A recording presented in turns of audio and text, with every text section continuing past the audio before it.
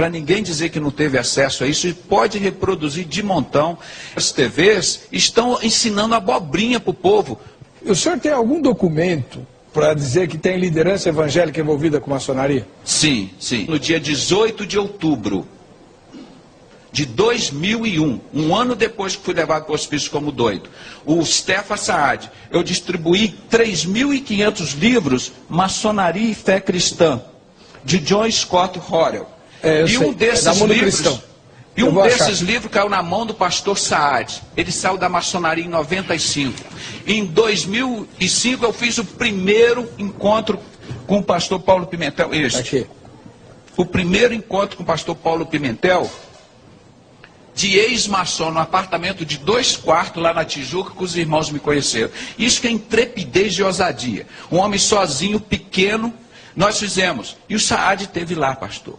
Ele saiu da maçonaria e me entregou, ameaçado de morte, não foi pelo beira-mar não, ameaçado de morte por pastores.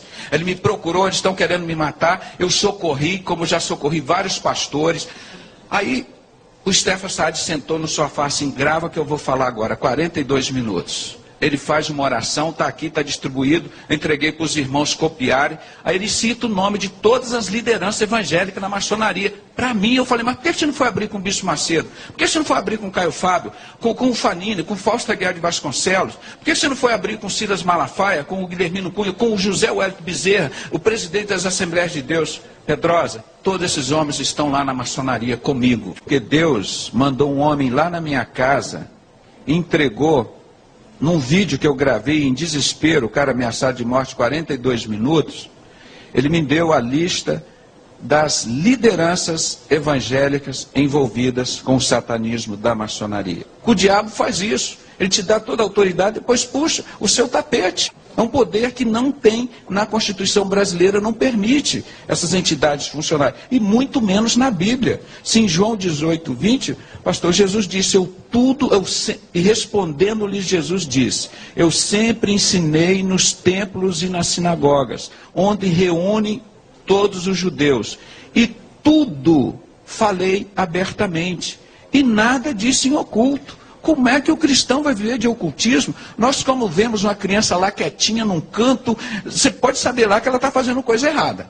Não é? Então esse ocultismo não tem lugar no ministério, na Igreja de Cristo. Forças ocultas por trás dos grandes acontecimentos históricos do Brasil.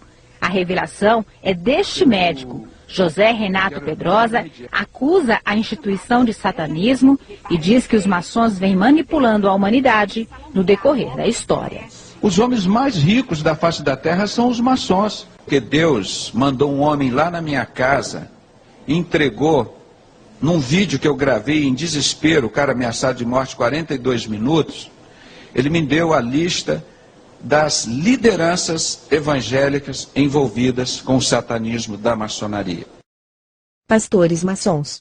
Segundo o testemunho do pastor Saad, ex-maçom grau 33 e guarda dos selos por 10 anos, gravado em 18 de dezembro de 2001, afirma que estes são maçons e pastores evangélicos. Vamos aos nomes. Silas Malafaia e familiares, pastor da Assembleia de Deus da Penha, Rio de Janeiro. Edir Macedo, bispo fundador e dono da Igreja Universal do Reino de Deus. Bispo Rodrigues, político da Igreja Universal, pediu demissão por envolvimento no mensalão e etc. Miguel Ângelo, apóstolo da Igreja Cristo Vive, Rio de Janeiro. Fausto Aguiar de Vasconcelos, pastor presidente das Convenções Batistas Brasileira e Carioca. Nilson do Amaral Fanini, ex-pastor da PIB de Niterói e ex-presidente da Aliança Batista Mundial. Guilhermino Cunha, ex-pastor da Catedral Presbiteriana do Rio de Janeiro. Manuel Ferreira, juiz e pastor das Assembleias de Deus de Madureira, Rio de Janeiro. Abner, pastor da Assembleia de Deus de Madureira. Túlio Barros, pastor da Assembleia de Deus de São Cristóvão. José Wellington Bezerra da Costa, pastor presidente das Convenções Gerais das Assembleias de Deus. Caio Fábio, ex-pastor da Igreja Presbiteriana, Rio de Janeiro.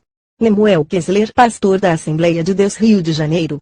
Paulo César Brito, pastor fundador da Maranata do Rio de Janeiro. Francisco Silva, político e dono da Rádio do Garotinho Rádio Melodia, Rio de Janeiro. Isaías de Souza Maciel, pastor, dono da Rádio Boas Novas, Rio de Janeiro. Harold de Oliveira, político e dono da Rádio El Sadai, MK, publicita pai da Marina. Alberto Brizola, político e radialista, ex-marido da Marina de Oliveira, Rio de Janeiro. É estranho, pois todos citados na listagem, são grandes líderes evangélicos, que divulgam o Evangelho de Cristo e ajudam na obra de Deus e salvam muitas almas. Alguns possuem programas na mídia ajudando a divulgação do Evangelho de Jesus Cristo. O que realmente deve ser preocupante a todos nós é a qualidade de vida e poder que esses falsos líderes têm apresentado e levado as pessoas a experimentarem no momento em que supostamente aceitam a Jesus como seu Salvador.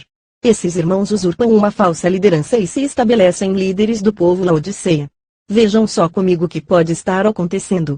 40.000 pastores além de seus auxiliares, como presbíteros, evangelistas, diáconos, entre outros, estão manifestando quando oram pelos irmãos e pessoas necessitadas do Senhor e sua salvação, ou então quando dizem às pessoas irmãos que recebam o Espírito Santo de Deus e falem em línguas estranhas e profetizem.